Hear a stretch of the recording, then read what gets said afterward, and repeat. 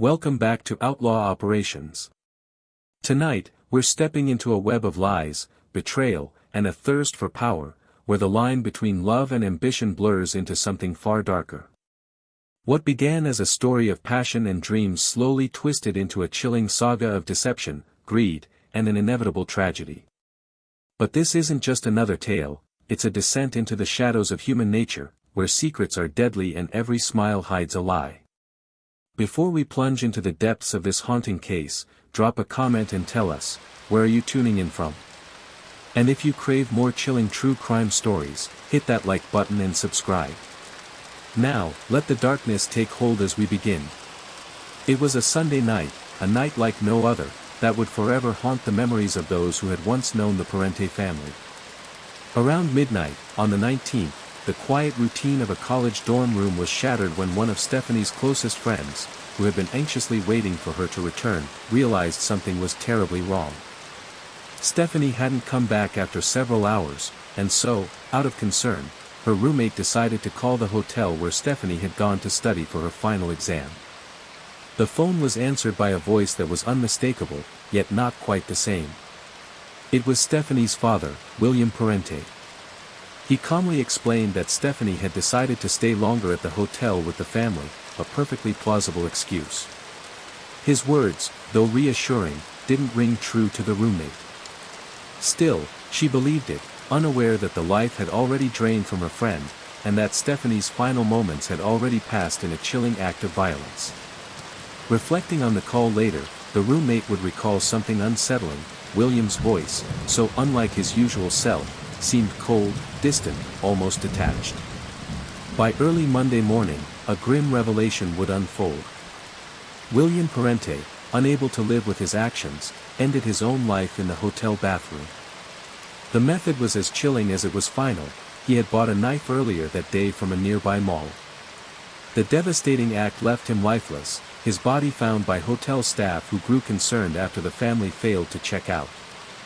As hours passed, the absence of Stephanie from her classes, particularly during a crucial exam period, raised alarms at Loyola College.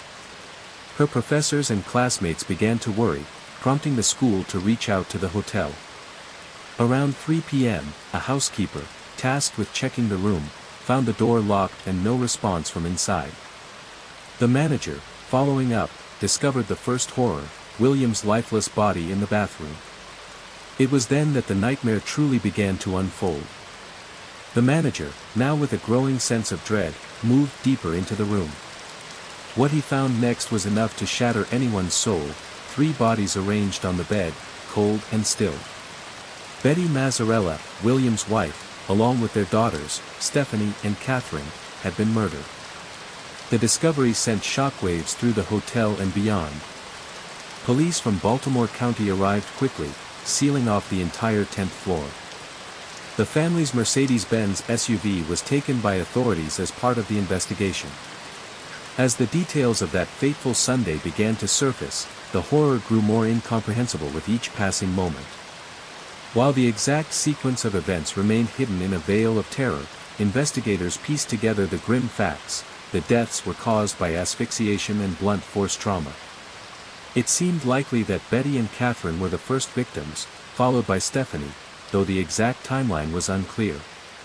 In the hours leading up to the tragedy, Stephanie's husband had made several attempts to contact her, worried when she didn't pick up her phone. Sadly, by the time he called, she had already fallen victim to her father's brutal actions. William, after carrying out the unimaginable, had gone to the bathroom and ended his own life with a knife. There were no words, no farewell, only the cold, unforgiving end to a life that had spiraled into chaos. The investigation revealed a chilling motive buried beneath the surface: financial ruin. William Parente was implicated in a Ponzi scheme, a web of lies and deceit that had ensnared investors in a trap of financial destruction. The scheme had caused losses of over $20 million, with many investors, some losing hundreds of thousands, crying out for justice. But in the end, money could not bring back the lives that were stolen. Parente's final act of horror could not erase the devastation he had caused, nor the trust he had shattered. As the police delved into the financial details, the tragedy only deepened. Parente's fraudulent activities had ruined countless lives, leaving families in despair. But the loss of his own family, the violent deaths of his wife and children, would never be something anyone could recover from. While money could be reclaimed, lives, once lost, could never return. In the wake of this unimaginable tragedy, those who loved Stephanie, Catherine, and Betty came together to mourn. Stephanie's friends at Loyola College held a service in her memory. Her classmates, heartbroken and desperate to honor her spirit, gathered in unity. Meanwhile, in Garden City, Catherine's classmates at the middle school where she had been so loved, dedicated a poignant football game in her honor, their grief a collective expression of the pain they felt. As if the pain weren't enough, within days of the Parente family's massacre, another tragedy struck Maryland. Less than a week later, a similar familicide took place in Middletown, just miles away. The two incidents, so close in time and space, led to a media frenzy, with experts and commentators attempting to link economic hardship, personal desperation, and the escalating trend of familicide. The conversations turned dark, attempting to make sense of the senseless. Betty, Stephanie, and Catherine were laid to rest in a shared grave at St. Charles Cemetery, their lives forever intertwined in death. It was a service filled with grief and tears, with classmates, friends, and family members alike, all coming together in solidarity to honor the victims. They had been loved, and they would never be forgotten. But William Parente? He would be buried alone. His life, marked by deceit, violence, and despair, had come to an end. And in that empty grave, there would be no flowers, no tributes, no candlelight vigils. Only silence. The O family had always seemed like one of those polished examples of success, hard-working parents, bright children, a beach house, and a legacy built on ambition and grit. Dale O, a man shaped by the hardships of the Great Depression, had built his life from the ground up. After serving in the Air Force, he founded a successful aircraft sales company and later expanded into farmland investments. His wife, Glee, was equally remarkable, a schoolteacher fluent in multiple languages, who had once translated for the CIA. Their lives were full of quiet success, humility, and old-fashioned American values. Together, they raised two children, Tiffany, the reserved, level-headed daughter, and Dana, their charismatic but increasingly troubled son. To those on the outside, they were picture-perfect. A family living the dream in a sun-drenched California town with ocean views and designer clothes tucked neatly into walk-in closets. But as anyone who truly knows people understands, no family is ever quite what they seem behind closed doors. The beginning of the nightmare was subtle, almost forgettable. Over the Easter weekend of April 1992, Dana O was staying at the family's beach house with his girlfriend and her father, an FBI agent, of all people. He mentioned casually to his relatives that he hadn't been able to get in touch with his parents or his sister Tiffany. No one thought too much of it at first. After all, it was a holiday weekend. But when the housekeeper showed up for work the following day, she stepped into a scene that would haunt her forever. Silence greeted her. Then the eerie stillness of a house that had been violently emptied of life. Her scream shattered the quiet morning as she rushed to a neighbor's home. Within minutes, police had arrived. What they found inside the O residence was horrific. 3 bodies. Dale, Glee, and Tiffany, all dead. At first, investigators considered the usual possibilities. A home invasion gone wrong. A robbery turned tragic. But it didn't add up. Nothing had been stolen. Expensive jewelry sat untouched. Cash still lay neatly tucked into drawers. It wasn't chaos. It was something else. Something colder. Calculated. Planned. One by one, suspects were crossed off the list. Friends, business partners, distant relatives. But the more they searched, the more they kept circling back to someone unthinkable. Someone too close. Someone with a smile as charming as it was hollow, Dana. Dana had always been the odd thread in the family fabric. From a young age, he developed a taste for fantasy. Not the kind in books, but the kind you tell until you believe it yourself. He claimed he was a business mogul, that he ran multi-million-dollar companies, that he, rather than his father, was the source of the family's wealth. Somehow, people believed him. He was smart, articulate, and manipulative. Local newspapers wrote flattering pieces. His lies made their way into his school yearbook. But beneath the surface, Dana was drowning in his own delusions. And he resented the truth, that his father, not him, was the architect of everything. In his eyes, Dale was both a mentor and an obstacle, a man whose shadow he couldn't escape. And Tiffany? She was everything Dana wasn't. Grounded, real, admired for who she truly was rather than who she pretended to be. What happened that Sunday was no act of sudden rage. It was methodical. Tiffany was the first to die, shot in the head the moment she stepped through the front door. Glee followed soon after, her body riddled with bullets. She never had a chance to scream. 30 minutes later, Dale arrived, still in his pilot's jacket, likely humming a tune or thinking about dinner. He pulled into the driveway and was met with silence, then death. The funeral was private. Separate. Detached. Dana was present but distant. There were no grand speeches, no public mourning. The family that had once seemed untouchable was now reduced to ashes, their resting places undisclosed. The silence around the cremation spoke volumes, a final shroud of secrecy over a life cut short not by strangers, but by someone they had loved. To this day, the Ull murders remain a chilling reminder that evil doesn't always come from the outside. Sometimes it wears the face of someone you've raised. Someone you've trusted. The tragedy lies not just in the loss, but in the betrayal, a son who saw his family not as loved ones, but as stepping stones toward a fantasy life he could never earn on his own. The grief of the friends and relatives left behind is indescribable. It lingers in quiet tears, in unanswered questions, and in the hollow echo of what could have been. Behind every detail, every fact, is the shadow of a story too brutal to forget, and too personal to make sense of. The Ull family didn't just die. They were erased by the very person who should have protected their legacy. And that kind of horror, that kind of crime, never fades. It stains everything. Forever. Would you like a script in this tone for video pacing as well? He didn't even get the chance to process what had befallen his family.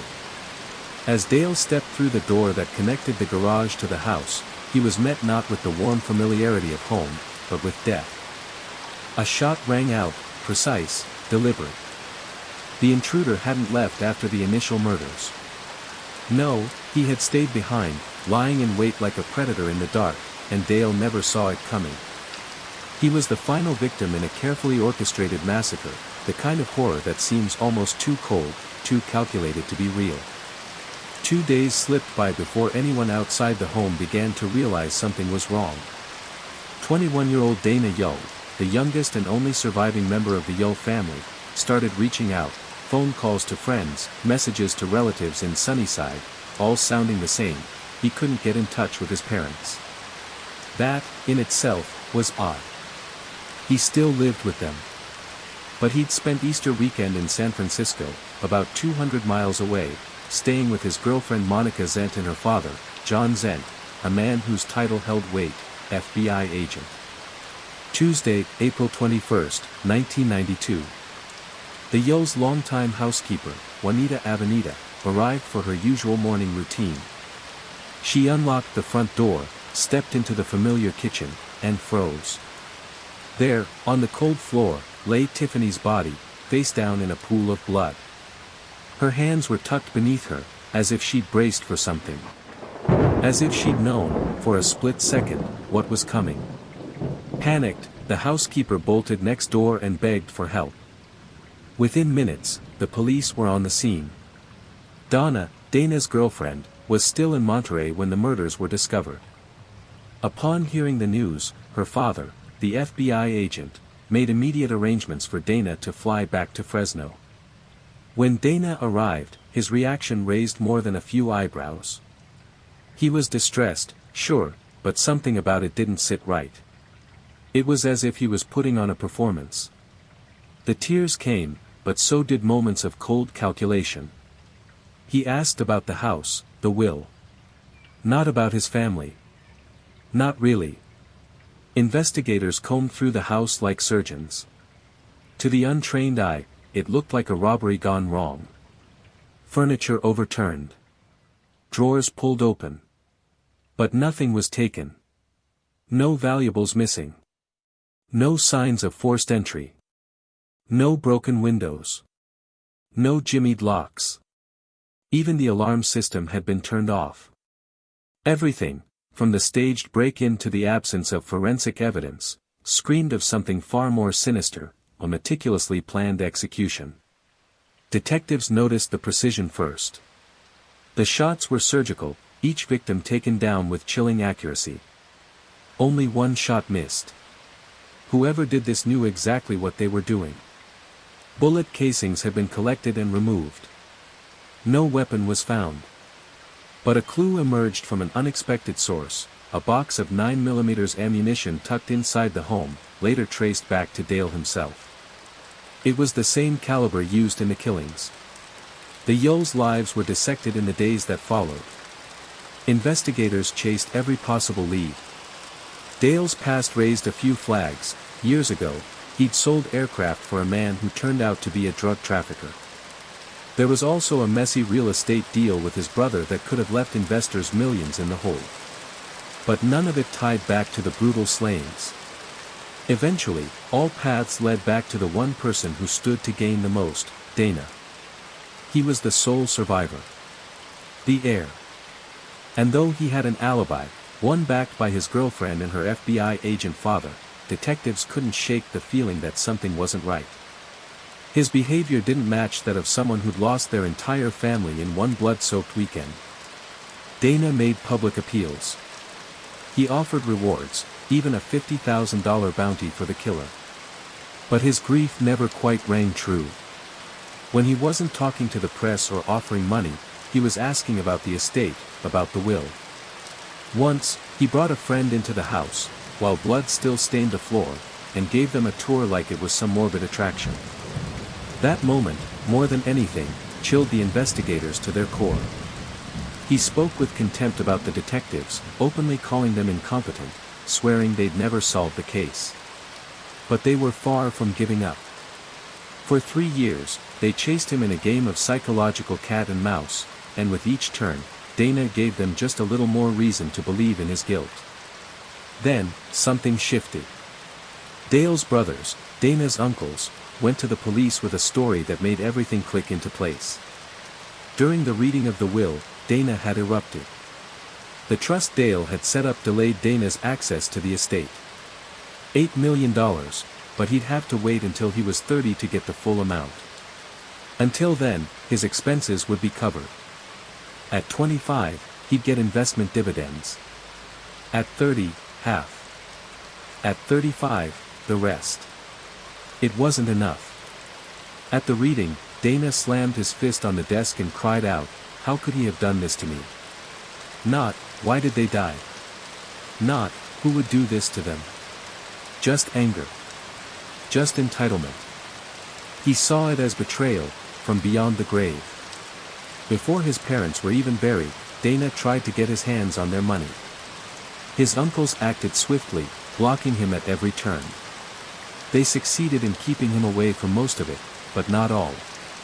Dana managed to walk away with over $300,000 from an insurance policy that slipped through the cracks, untouched by the trust. A loophole. One he was eager to exploit. As the police built their case, Dana's frustration grew. He couldn't touch the bulk of the inheritance. His uncles were closing ranks. And yet, he remained free, the center of a storm, pretending to grieve while calculating every move. The investigators knew they had their suspect. But knowing and proving are two very different things. Dana's alibi, while suspicious, was supported by people who had nothing to gain by lying. The evidence, carefully wiped away, left only shadows and questions. Still, the walls were closing in. And in the eyes of the detectives, justice wasn't a matter of if, only when. Do you want me to continue this story into what eventually happened to Dana and how the case progressed over time? He never flinched. Not when the whispers started. Not when the sideways glances from his own family turned into outright accusations. Even as members of his extended family hinted, some outright declared, that Dana might have orchestrated the murders to seize control of the family estate, he moved through life untouched, unaffected. Or at least that's how it seemed. He still lived in style. Carefree. Flashy. Lavish gifts for Monica, his girlfriend. Trips, expensive dinners, even footing the bill for her law school tuition. It didn't add up. No job. No inheritance yet. Just this endless stream of money that no one could quite trace. The source of his fortune was a puzzle that investigators couldn't leave unsolved. Suspicions grew, especially as the financial trail led to a place more disturbing than anyone expected. Dana had been quietly draining accounts, stealing from the very people he claimed to love. His own grandmother's $40,000 trust account had been reduced to scraps, just $2,000 remained, barely enough to cover her nursing home expenses. The betrayal was cold and calculated. It didn't just reek of greed, it reeked of something darker. Something that suggested he'd stop at nothing. Still, suspicion wasn't evidence. The police needed a link. A solid, undeniable connection between Dana and the crime scene. And that's when Joel entered the picture. Joel Radovich had always been drawn to Dana's charisma, the fake luxury, the charm, the way women seemed to orbit around him. Joel was Dana's opposite, awkward, obsessed with video games, fascinated by weapons and explosives. But Dana gave him something he never had, access. Parties, women, prestige. And Joel took it all in, wide-eyed and eager. After the murders, Joel didn't disappear into the background like most would. He dropped out of college and, strangely, began spending even more time with Dana. He moved into the Yu family's former home, yes, the very place where the murders had taken place. The same halls, the same walls. And no one questioned it. Or maybe they just didn't dare. From that point, things spiraled. Joel and Dana began making extravagant cash purchases, helicopter lessons, expensive toys. Joel, who had no visible income, was living like a millionaire. That's when investigators turned up the heat. They started watching. Listening. Tracking every move. Dana's pager was cloned. His landline tapped. In May of 1993, Joel's voice crackled through a wiretap as he muttered into a payphone, "They don't have evidence, they'll try to catch you in a lie." Another time, he advised Dana flatly, "Just play the game." And Dana did. Playing it to the bitter end. More gifts, more spending, more lies. He continued to siphon funds from his grandmother's account, whittling it down from $22,000 to almost nothing. All while the police closed in. By 1994, the focus turned to forensics. The murder weapon was traced, a rare 9mm assault rifle, made in Colorado. It had been bought just before the killings, by someone named Jack Pond. A high school friend of Joel's. At first, Jack claimed the gun was a birthday gift to himself. Then, he said it was stolen. But the detectives weren't buying it, and neither was Jack's own conscience. As the pressure mounted, cracks began to show. Joel's brother, Peter Radovich, struck a deal. Immunity, in exchange for the truth. And what he told police shifted the entire case. Peter had helped cover it all up. He'd built a homemade silencer, attached it to the murder weapon, and disposed of it afterward. Along with the barrel, Joel's shoes, and stacks of gun magazines. He and Jack Pond had buried it all.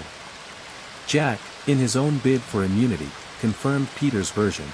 He had bought the gun for Joel and had helped dispose of evidence, though he swore he didn't know about the plan for murder. Eventually, investigators unearthed the rifle's barrel in a dirt field. By then, it was too late for any more deals. Dana and Joel were indicted, 3 counts of first-degree murder, with special circumstances. Death penalty territory. The trial didn't begin until late 1997. By then, the bond between Dana and Joel had shattered. They sat on opposite sides of the courtroom with different lawyers, different strategies. Once close enough to travel together, fly helicopters, and share the same house, they now pointed fingers in silence. The prosecution painted a picture of greed and manipulation. Dana, they argued, wanted the family estate. He wanted the money, the freedom, the status. Joel. He wanted belonging. Purpose. Maybe even revenge.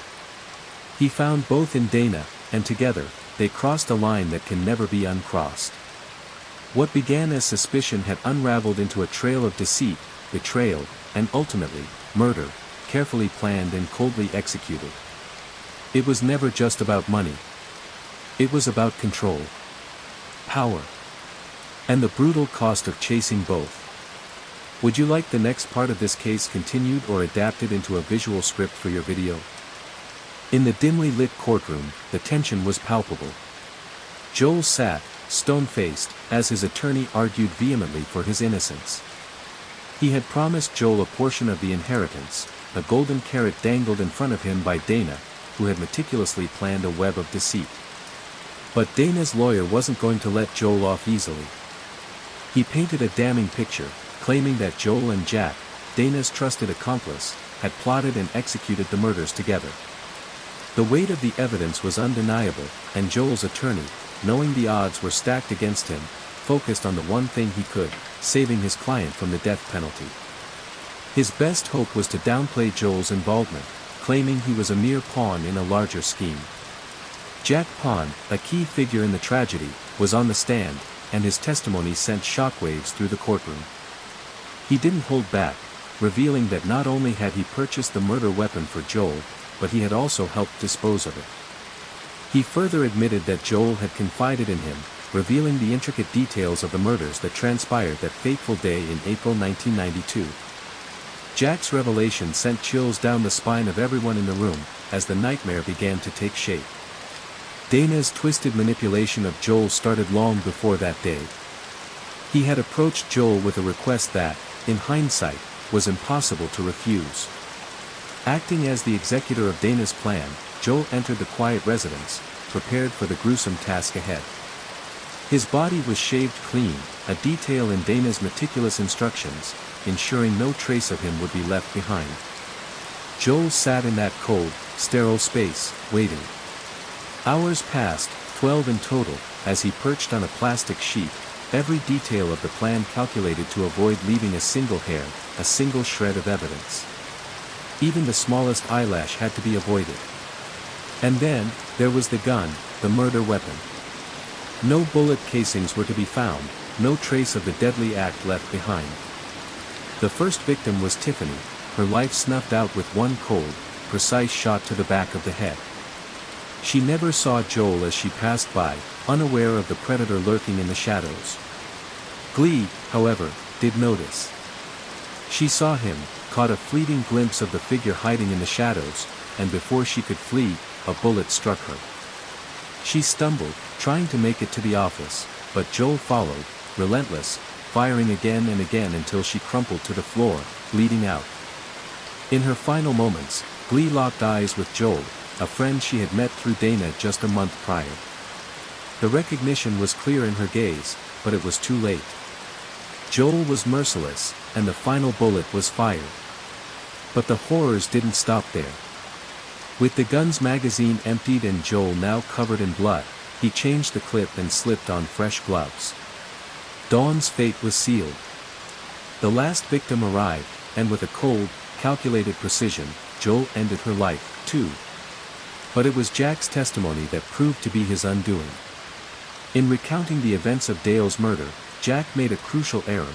He mentioned that he saw Joel's eye, which cast doubt on his entire account. The jury could no longer fully trust his words, suspecting that Jack was far more involved than he had admitted. But his immunity agreement kept him safe. He would face no charges for the bloodshed. The trial dragged on for months, but in the end, justice was served. On May 27, 1998, after 8 long months, the jury unanimously found Dana Yule and Joel Rovick guilty on all counts. However, when it came to sentencing, the decision wasn't so clear-cut. 2 jurors voted to spare Joel from the death penalty, and Dana narrowly escaped the same fate by just 1 vote. In the end, both were sentenced to 3 consecutive life terms without the possibility of parole. Dana was sent to Corcoran State Prison, a facility known for housing some of the most notorious criminals in the state. Among his fellow inmates were infamous figures like Charles Manson. Life in prison was not what Dana had imagined when he first tasted the sweet fruits of his treachery. His grandmother, the woman he had once stolen from, passed away in 1999, and with each passing year, Dana claimed to have undergone a transformation, a spiritual awakening of sorts. He embraced Christianity, and in the lonely confines of his cell, he began to seek redemption. He even registered on an online pen pal site, where he portrayed himself as a once promising finance graduate who had been derailed by a series of devastating personal tragedies. Joel, meanwhile, was sent to Mule Creek State Prison, about 2 hours south of San Francisco. The walls of this prison had held other infamous inmates like Tex Watson and Robert John Bardo. But Joel was no stranger to infamy now. He was locked away, serving his life sentence, a broken man, lost in the weight of his own actions. His name would forever be tied to a brutal chapter of crime and deception. As for Jack Pond, he had managed to slip through the cracks of the justice system. After law school, he went on to become an attorney, his past tainted by his involvement in the murders, but protected by his immunity deal. Monica Zent, who had once been in a relationship with Dana, continued her studies and established a successful law practice. Though she was scrutinized during the investigation, no evidence could link her to the crime, except for her reluctance to engage in the case that ultimately saw her boyfriend convicted of murder. The funds that Dana had used to contribute to her law school expenses remained a shadowy aspect of their relationship. At the heart of this tragedy was a man driven by greed, entitlement, and an insatiable thirst for power. Dana Yule's betrayal of his family, his willingness to manipulate and destroy the people closest to him, led to a violent and heartbreaking end. The victims, their lives taken too soon, will forever be remembered for the lives they lived and the people they left behind. As we reflect on this harrowing tale, our hearts go out to those who suffered at the hands of a man consumed by darkness, and to the families whose worlds were shattered by the cruelty of his actions. Cody Amato was the kind of employee every boss dreams of, punctual, reliable, and fiercely dedicated. For 5 straight years, he hadn't missed a single day at the Orlando Medical Center. So when he failed to show up on January 25, 2019, alarms immediately went off. His absence wasn't just odd, it was unheard of. His colleagues couldn't shake the feeling that something was terribly wrong. They tried calling, texting, even reaching out to people close to him. Eventually, one friend shared a detail that chilled them to the bone. The night before, Cody had received a call from his father, urging him to come home right after his shift. Everyone familiar with the Amato family knew things hadn't been good lately. Tensions simmered beneath the surface, occasionally bubbling over in confrontations that were becoming increasingly difficult to ignore. Cody's co-workers, deeply unsettled, decided not to take any chances. They called the local authorities and requested a welfare check at the Amato home in Chilwota, Florida. When the officers arrived, they immediately spotted Cody's car parked in the driveway. They rang the bell. No answer. They knocked. Still nothing. Sirens were sounded in case anyone was inside and incapacitated. Silence. Not a single voice, not a single movement. They dialed every number tied to the Amato household. No one picked up. With growing concern and permission from their superiors, officers forced entry through a side door. What they walked into wasn't just quiet, it was deathly still. In the passage connecting the garage to the gym, they found Cody's body. He was curled into a fetal position, a gunshot wound just below his eye. The weapon lay 5 feet away. In the kitchen, they discovered Chad Amato sprawled on the floor, face up. He'd been shot twice in the head. A pistol holster was strapped to his thigh, suggesting he might have anticipated trouble. And in her home office, slumped lifeless over her desk, was Margaret Amato. A single gunshot to the head had ended her life. The house was undisturbed. No signs of forced entry. No ransacked rooms. Nothing stolen. Whatever happened had come from within. But there was one person missing, Grant Amato. His phone was turned off. No one had heard from him. The following day, January 26, detectives tracked Grant down at a hotel in Orlando. He had checked in the night before. When they searched the room, they found credit cards belonging to both Cody and Chad. Grant didn't resist. He agreed to come in for questioning. Over the course of a 3-hour interrogation, Grant painted a picture of a life overshadowed by pressure, resentment, and isolation. He described his father as overbearing and sometimes violent, claiming years of verbal and physical abuse. He spoke about long-standing friction with his mother and his older brother Jason, but said his younger brother Cody had always been spared the brunt of Chad's temper. He opened up about his addiction, not to drugs, but to a webcam model named Sylvia. He admitted to siphoning off large sums of money from his father to fund the obsession, something that had ultimately driven a wedge between him and the rest of the family. Despite talking at length about his life, one thing stood out: not once did he ask about the condition of his family. The detectives listened patiently, then placed crime scene photos on the table. The reaction was immediate. Grant's face twisted with emotion. He started to cry. Yet even then, he denied having anything to do with the murders. He claimed ignorance, as if the deaths were just another tragic coincidence.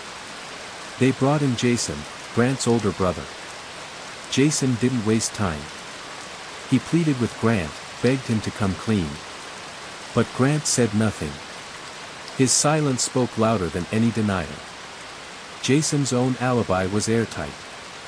On the night of January 24, he had been at work until 6 p.m., then joined his friend Christina and her 2 daughters for dinner. He stayed the night, took the girls to school the next morning, and went straight to work again. His timeline didn't waver under scrutiny. Grant, on the other hand, claimed he was home all day on January 24 preparing for a job interview.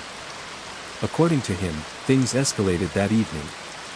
His father returned from work and discovered Grant had been using his mother's phone to contact Sylvia on Twitter, strictly against the family's new rules. An argument broke out. Chad grabbed Grant by the shirt and told him to leave. Grant said he packed his belongings while his father followed him outside. They stood in the driveway for over an hour, talking. Eventually, Chad gave him a credit card to pay for a hotel room. But the facts painted a different story. 3 family members lay dead in their own home. No forced entry. No theft. And only one person unaccounted for in the hours following the murders, Grant. What began as a missing person check had turned into a chilling triple homicide. And the question everyone now asked wasn't just, where was Grant, but, why did he do it? The obsession, the lies, the stolen money, the resentment, it had all built up, piece by piece. And somewhere along the line, Grant Amato made a choice that would destroy everything his family once was. Grant had always been a bit of a mystery, quiet, intelligent, and obsessively drawn to the digital world, but no one ever imagined how dark that obsession could turn. The night everything unraveled, Cody Amato, his older brother and the golden child of the family, came home around midnight. Grant greeted him with a strange calmness, exchanged a few words that would be their last, then loaded his car with his belongings and quietly left. He didn't go far, just to a nearby grocery store parking lot, where he piggybacked off the free Wi-Fi to pull up directions for a job interview the following morning. He slept in the car, the silence of the night only broken by passing headlights and the hum of faraway traffic. He woke up around 7 a.m., straightened himself out, and went to the interview like nothing was wrong. At that point, it wasn't just a job he needed, it was a lifeline, a way to convince everyone he still had control. After the interview, Grant had intended to return home. But as he neared the quiet neighborhood, the flashing lights of police cruisers and a local news van parked outside his house made him freeze. Something was very wrong. He didn't go inside. Instead, he turned around and made his way to a bakery down the road. He sat at a table, phone in hand, scrolling through breaking headlines. There it was in bold print, a triple homicide at the Amato residence. As his family's home turned into a crime scene, Grant tried to maintain a facade of innocence. But people weren't buying it, not even close. Cody's girlfriend, Sloane, came forward with chilling claims. She revealed that Grant had stolen about $60,000 from Cody and that Cody had once confided in her, saying he was genuinely afraid of his own brother. That fear, she said, came from knowing what Grant was capable of. It wasn't long before the law caught up. On January 28, 2019, Grant Amato was arrested and charged with 3 counts of first-degree murder. He pled not guilty. Bail was set at $750,000, an amount he couldn't pay, especially since his family's assets were now off-limits. He sat behind bars as the case against him grew stronger, thread by digital thread. The trial began on July 23. The prosecution didn't need a smoking gun, they had a timeline, motive, and a digital breadcrumb trail that painted a damning picture. No signs of forced entry. Nothing was stolen, not a single TV, computer, or piece of jewelry. It was personal, not opportunistic. Forensic analysts dug deep into the Amato family's devices, building a detailed timeline of the crime. According to the evidence, Grant never left the house on January 24. His mother, Margaret, was last active on her computer at 4:44 p.m. Investigators believe she was shot just a minute later, while still seated at her desk. His father Chad's smartwatch tracked 67 steps at 5:25 p.m., likely the distance from his car to the front door. Then silence. His phone went idle for 27 minutes. He had been shot shortly after entering the house. But the killing wasn't immediate. A trail of blood suggested Chad tried to crawl toward a phone before a second bullet ended it at 5:52 p.m. His phone was then unlocked. The passcode was changed. Grant didn't flee. He stayed in that house for hours, waiting for Cody. Cody left work at 9:45 p.m. and headed home. He barely made it through the door. He was killed instantly. By 11:32 p.m., Grant had plugged a USB drive into his computer. It contained hundreds of photos and videos of a woman named Sylvia, an adult cam model he had become obsessed with. That flash drive was found in his pocket when he was arrested. At 12:08 a.m., Grant used Chad's fingerprint to access his father's bank account. He also attempted to get into Cody's bank app but couldn't crack the password. At 2:54 a.m., he tried to reset it. By 3:06 a.m., he was back on the grocery store Wi-Fi, paying $600 to reactivate his subscription to the site where Sylvia worked. When confronted, Grant clung to a desperate story. He claimed Cody had murdered their parents and then killed himself. The gun found near Cody's body, he insisted, proved it. But the details didn't add up. Investigators noted that the pistol had been placed in a holster positioned on Chad's right thigh. But Chad was right-handed, and the holster was for cross-draw. It should have been on the opposite side. Witnesses confirmed Chad never wore a gun at home. The scene had been manipulated. Further examination suggested both Chad and Cody's bodies had been moved after death. Chad had an entry wound to the back of his head but was found face-up. Cody had 2 blood pools, one by his ankles, one beneath his head, indicating he had been repositioned. 3 pistols were recovered from the scene, but none matched the ballistic profile of the murder weapon. A friend of both brothers later realized a gun was missing from his home. It had been gone for some time. He described it to detectives, and it eerily matched the unknown murder weapon. But the gun itself? Never found. The prosecution argued Grant's motive stemmed from rejection, failure, and financial desperation. He had been fired, drained his family's savings to fund a delusional online relationship, and now stood to lose everything. In the final days before the murders, his parents gave him an ultimatum: get a job, get help, or get out. To Grant, that wasn't an option. Instead of facing the consequences, he chose annihilation. A digital fantasy had become his only reality, and anyone standing between him and that illusion, his mother, his father, his own brother, had to be erased. The jury would soon decide whether that fantasy was worth 3 lives. Grant Amato's world had started unraveling long before anyone heard his name on the news.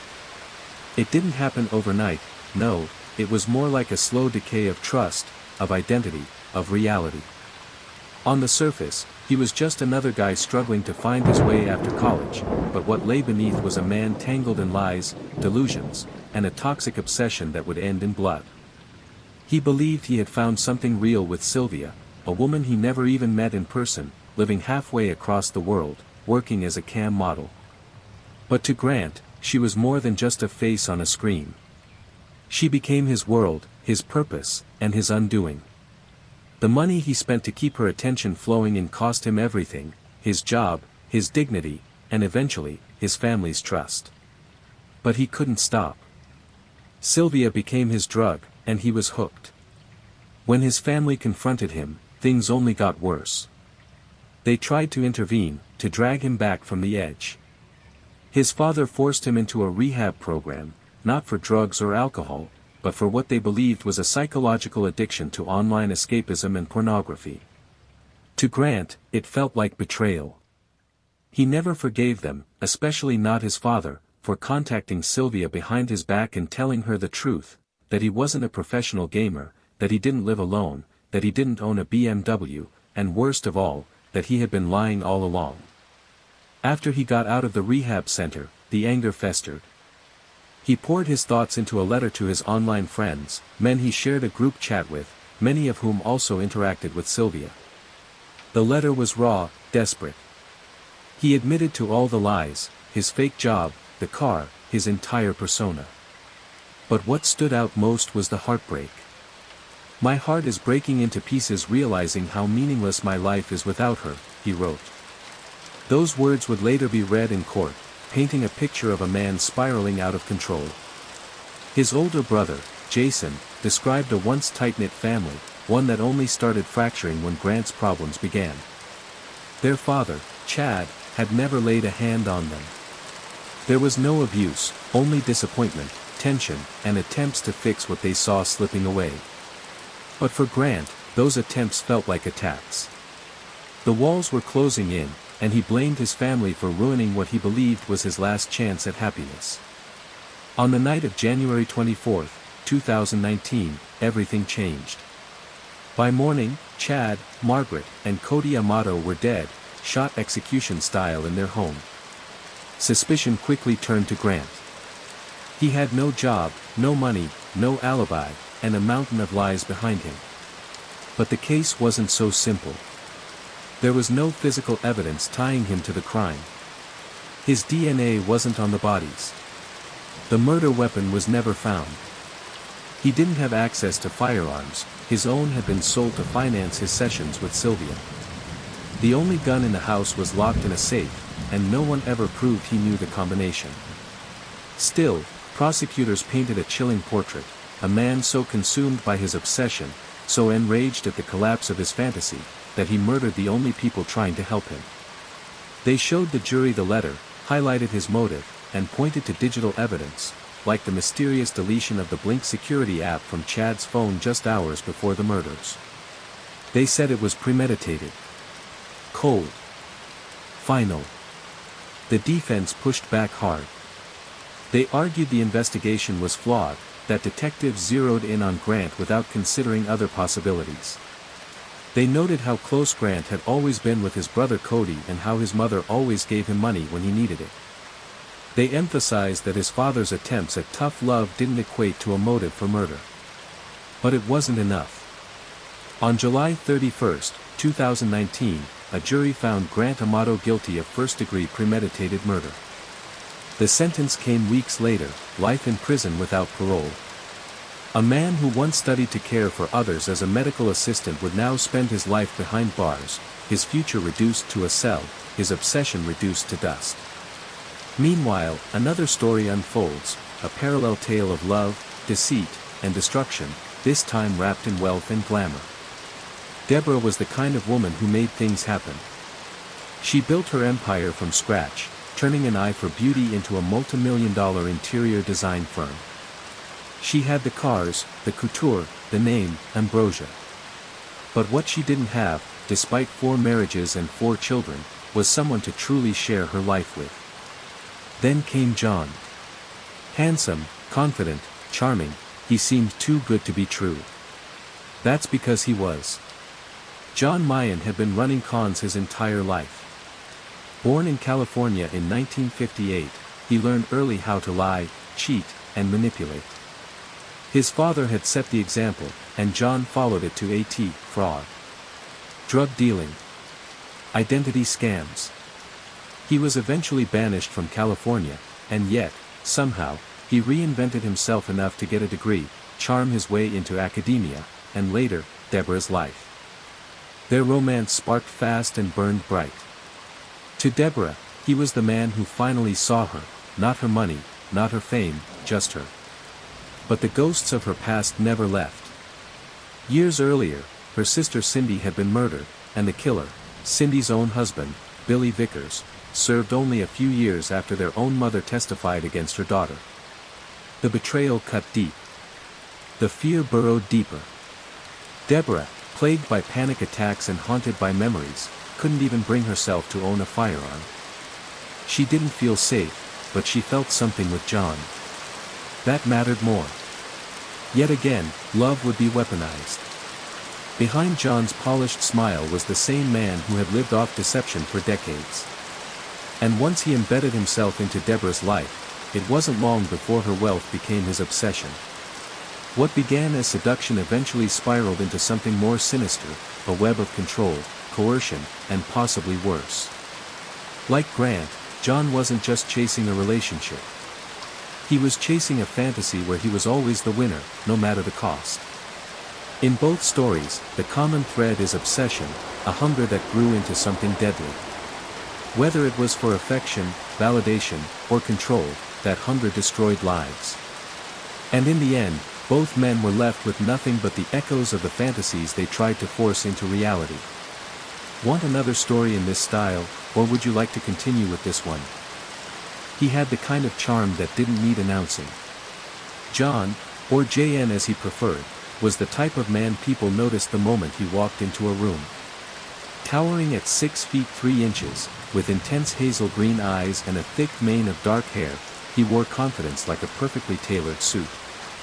Women were drawn to him easily, enchanted by his easy smile, his polished manners, and the calm cadence of his voice. But beneath the handsome exterior, behind every smile and every compliment, something far darker festered.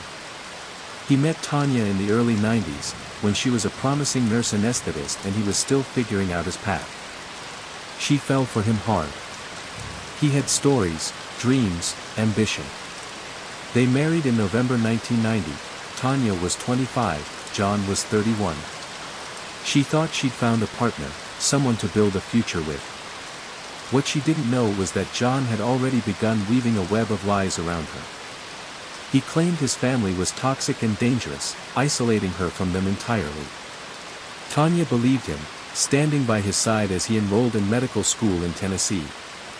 She worked, saved, supported him through every step, and when he earned his license as an anesthesiologist, she felt pride. They had 2 children. On the surface, they looked like the picture of success. But behind closed doors, the cracks began to widen. John's temper grew unpredictable. He became distant, volatile. Then came the pills, hidden in bags, drawers, and boxes. Tanya eventually found out they weren't prescribed. He had stolen them, pocketed them from hospital patients who desperately needed relief. His addiction was spiraling. That was when Tanya made the call to the police. The investigation confirmed her fears. John admitted everything but refused to take responsibility. He vanished before he could be arrested, running off to Michigan and hiding out in a hotel.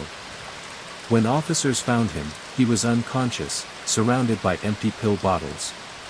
En route to the hospital, he came to, grabbed a vial of medication, and threw himself from the ambulance. His escape attempt was short-lived. He was arrested and sentenced to 6 years in prison for drug possession and resisting arrest. But somehow, he got out in just 17 months. Just over a year behind bars, and he was back on the streets by 2004, already spinning new stories. That's when Deborah entered the picture. Deborah was 55 and tired of the dating world. A smart, accomplished woman living in Irvine, California, she turned to online dating in hopes of finding someone genuine. That's when John's profile popped up. A doctor. Divorced. Christian. Looking for love. He looked respectable, kind, experienced. She was intrigued. After a string of uninspiring dates, John felt different. He was attentive, asked about her passions, listened when she spoke. Their first date in October 2014 was at a posh restaurant called Houston's. He captivated her with stories of volunteering in Iraq with Doctors Without Borders, claimed he owned properties, and had 2 loving children. He seemed selfless, grounded, a man who had lived a life of service. Deborah was hooked. They left the restaurant and ended up at her penthouse. There, John crossed a line. After a few affectionate moments, he tried to push things further. Deborah, uncomfortable, asked him to leave. The next day, John called, apologizing profusely, blaming his behavior on too much wine and misplaced emotions. His honesty disarmed her. The apology seemed heartfelt, and against her better judgment, she let him back in. As the dates continued, John moved fast. On their 3rd date, he told Deborah he loved her. He even proposed. She laughed at first, thinking he was joking, but he wasn't. Deborah had always yearned for affection, for someone who would take care of her the way John did. He made her coffee in the mornings, ran errands, doted on her every need. She chose to ignore the oddities, like how he always wore scrubs, even to her formal events, or how he never seemed to have a real job despite claiming to be a doctor. Her daughter Jacqueline, who lived with her, didn't buy the act. She was blunt and skeptical. To her, John looked like a drifter pretending to be something he wasn't. He took an unusual interest in the penthouse's art, especially the more expensive pieces. He asked questions that felt more like assessments. It wasn't long before he convinced Deborah they should get a place of their own. They rented a stunning waterfront home on Balboa Island, with Deborah putting down $80,000 in advance and covering the $6,500 a month rent entirely on her own. John claimed he couldn't be on the lease because of tax issues. Deborah didn't question it, she was in too deep. She didn't tell her kids either. She thought if they just spent more time with him, they'd understand. She arranged a meeting between John and her younger daughter, Tara, who lived in Las Vegas. Tara had a gentler heart, more open-minded than Jacqueline. But even she was unsettled. John was cold, distant, overly focused on the move rather than making a good impression. He didn't own a car, and though he bragged about properties in Palm Springs and Newport Beach, he never produced an address, a key, or even a photo. Tara found it strange. She said nothing but watched him closely. John was still operating under layers of deceit, and Deborah, like Tanya before her, was just beginning to uncover what lay beneath the charming surface. Would you like me to continue and complete the rest of the story in the same style? At first, it all seemed like a second chance at happiness. Deborah, a woman in her late 50s, had found a charming, attentive man named John. He was affectionate, always present, and made her feel like she mattered again after years of loneliness. He'd suggested she move with him to a quieter place, maybe start fresh together. Sometimes he hinted at it playfully, other times more directly, even inviting her family to come visit them once they settled. But John didn't really go out much. Most days, he was holed up in the living room, absorbed in video games for hours at a time, barely lifting his eyes from the screen. Just before Thanksgiving, Deborah's daughter Tara started getting uneasy about her mother's new boyfriend. There was something off, something she couldn't shake. Acting on instinct, she began to dig through John's things. What she found changed everything. Hidden in a folder was a nursing certificate with his name printed clearly. John was not a doctor, like he had claimed. Just a nurse. It might seem like a small lie, but to Tara, it cracked open something darker underneath. When John found out she'd gone through his things, his reaction was explosive. He lashed out with terrifying rage, screaming that Tara was trying to ruin their lives, accusing her of being jealous, of trying to tear her mother away from someone who truly cared. Deborah stood there frozen, watching the chaos unravel in her own home. Eventually, the fight escalated so badly that Tara packed up and left. John used the fallout to his advantage. He leaned into Deborah's growing doubt, whispering in her ear that her children didn't really care about her, they only cared about her money, her estate. They were waiting for her to die, he said. And if she let them win, she'd die alone and miserable. His voice was always calm when he said these things, like he was stating facts, not manipulating her. Thanksgiving came. Deborah's mother, Arlene, a deeply religious woman, came to visit. John, ever the chameleon, transformed into the image of a spiritual man, quoting scripture, bowing his head in prayer, playing the part. But Arlene wasn't fooled. She saw right through him, and rather than gaining her approval, he left her unsettled. The holiday ended in disaster. More arguments. More strain. The tension pushed Deborah to seek therapy.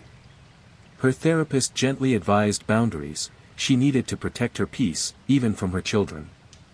John encouraged this advice and suggested they move somewhere calm, somewhere new. That's how they ended up on Balboa Island. The days there were light, almost romantic. They strolled the boardwalk, tried new restaurants, took photos. John seemed younger than he was, always snapping shirtless selfies, goofing off, pulling her into the moment. Deborah felt a kind of happiness she hadn't felt in years. But there were little things, too, things that didn't sit right. His clothes, for instance. John wore nothing but old medical scrubs, sagging sweatpants, shirts that looked like they'd been washed too many times. When Deborah asked about it, he claimed all his expensive clothes had been stolen while he was serving in Iraq. She believed him, and to help him rebuild, she took him on a lavish shopping trip, buying him high-end designer clothing to match the image she wanted to present. By early December, John was accompanying her on work trips. They barely knew each other for 2 months, but in Las Vegas, they made a reckless decision: they got married. Deborah didn't tell her children. She knew what they'd say, and she wasn't ready for another confrontation. Then something strange happened. A woman managed to slip into their house. No one knew who she was or why she was there, but John jumped at the chance to push a narrative of danger. He insisted they needed to secure the house, and within days, he'd installed an entire surveillance system, cameras in every room, connected directly to his phone. He even added cameras to her office. Deborah told herself it was for safety, but deep down, she felt the tightening of control. Curiosity began to brew. She started asking questions about his past, about his family. Each time, he had an answer, perfectly rehearsed, convincing on the surface, but never quite matching the last story. Her daughters, especially Jacqueline, weren't satisfied with the facade. They started their own investigation. John didn't own a car, so he used Deborah's Tesla. Jacqueline planted a GPS tracker inside. The results didn't reveal anything alarming. He wasn't sneaking off to strange places, but the feeling lingered. Together, Jacqueline and Tara hired a private investigator. The report they received confirmed their worst fears. John had filed for bankruptcy. He held a nursing license, but no license to practice medicine. He had lived in at least 5 different states, including a stint associated with the Orange County Jail. His story didn't just have cracks, it was a shattered web of deception. When they brought the findings to their mother, Deborah's reaction wasn't what they hoped. She dismissed it. Even if it was true, she said, it wouldn't change how she felt about him. Love, she argued, was complicated. She seemed blinded by the fantasy he had built around them. Then, a letter came. Addressed to John. Deborah opened it out of habit, before he snatched it away. It was from a former inmate. Deborah didn't get the full context. He claimed it was just a pen pal he was mentoring, but his outburst, the way he grabbed it from her hands, alarmed her. Her discomfort grew. The next day, while John was at the hospital for back pain, Deborah searched his belongings. What she found was terrifying. He wasn't just a failed nurse, he was a former anesthetist who had been arrested for drug abuse. His addiction to painkillers had destroyed his career. He was a felon, with court records detailing a pattern of deceit and theft from women just like her. Swindling. Manipulating. Controlling. The court records were chilling. There was a warrant for a storage unit linked to him. Inside, authorities had once found a .38 caliber handgun, ammunition, syringes, a GPS tracker, tools that spoke of control, of potential violence. Deborah stood there holding the evidence, her hands trembling. She realized that John was not just a liar. He was dangerous. The most haunting revelation came when she checked the dates. He had been released from prison on October 8th. He met her just days later. Like a predator hunting for his next mark. Deborah knew she had to get out, but she also knew she couldn't do it suddenly. She played along, pretended everything was fine, waited for her moment. When John was admitted to the hospital, she took action. With her children's help, she packed up her things and vanished. They moved her while he was gone, removing every trace of her from his reach. During the move, they found more documents. Printouts from message boards and online forums. Other women had written about him. Warnings. Please. Testimonials of a man who wove lies, charmed his victims, took what he wanted, and left destruction behind. Deborah had nearly become just another one of them. Another story. Another cautionary tale. But this time, someone had gotten away.